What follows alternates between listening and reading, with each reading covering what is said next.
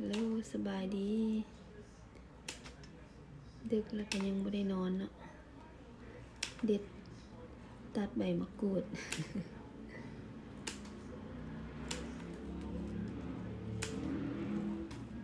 พอดีเมื่อวานไม่มีป้าเพิ่นหักแพงเพิ่นตัดใบมะกรูดมาให้ก็เลยว่าตัดไว้สิใส่ฟิเซอร์ไว้เอาไว้ใส่ทอดตะกะแตนบัดยามมีออเดอร์ตะกะแตนแล้วก็พอได้ใส่ให้กับเจ้า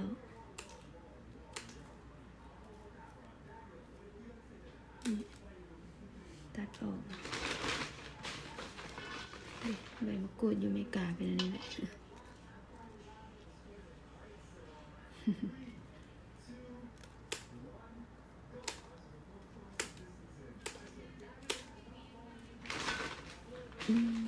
น้ำก็หลายไปน้อยๆตัวนี้เป็นใบมะกรูดธรรมชาติแบบบ้านเฮานะบ่แม่นใบมะกรูดพันใบมะกรูดพันนี่ใบบักใหญ่แต่มันบ่หอมมันแบบขิวใบมะกรูดพันตัวนี้ใบมะกรูดธรรมชาตินี่มันหอมเลยใบน้อยๆนี่นะอุ้ย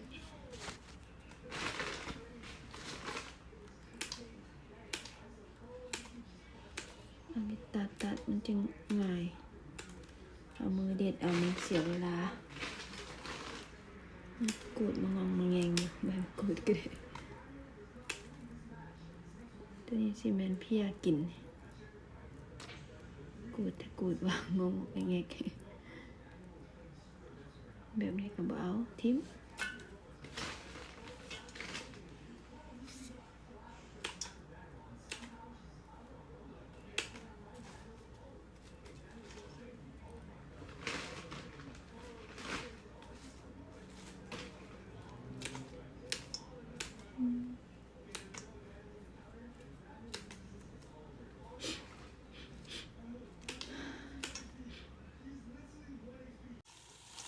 จากที่ตัดแล้วได้ซ้ำนี่แหละ